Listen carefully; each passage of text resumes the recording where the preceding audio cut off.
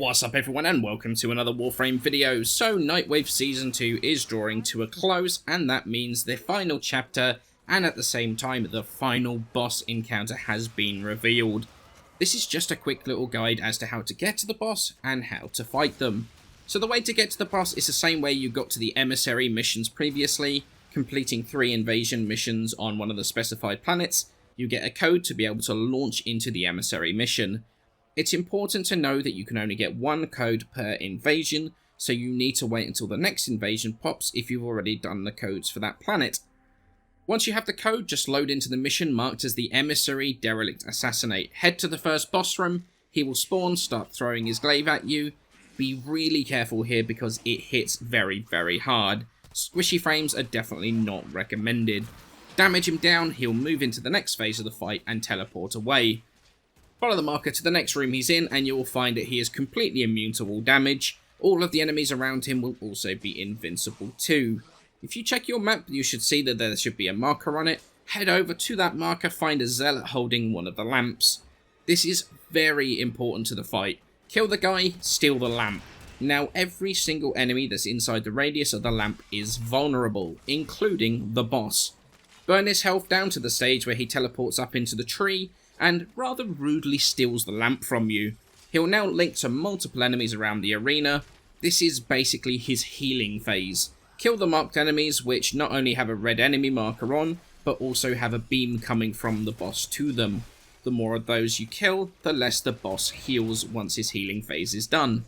After that healing phase, it's basically rinse and repeat until he's dead. It's not a particularly difficult fight, and I figured it out pretty much immediately, but it's good to know what you're going up against when you go in there. Obviously, if you're holding your lamp to make everything vulnerable, you're unable to use your primary weapon. This means that you really should bring a good secondary weapon and melee. It's a good thing to note that powers work on the boss too, so stuff like Mace's Peacemaker or something else works very, very nicely. He also isn't immune to status procs either, so running a condition overload melee alongside status procking secondary also drops the boss so quickly.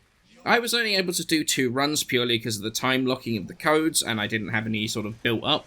So I could only test my Sarin build on the boss. I managed to test Mace's Peacemaker as well by aborting one of the runs. And I also tested to see whether the boss was desecratable, which he's not. There's no body to desecrate, so no additional chances to get the parts for the weapon. Once the boss is dead, he will drop a part for a brand new infested glaive, the Pathicist. You can see that on screen now. I'm going to have a video coming for you later on tonight for that, so look forward to that. But that is all for this quick video.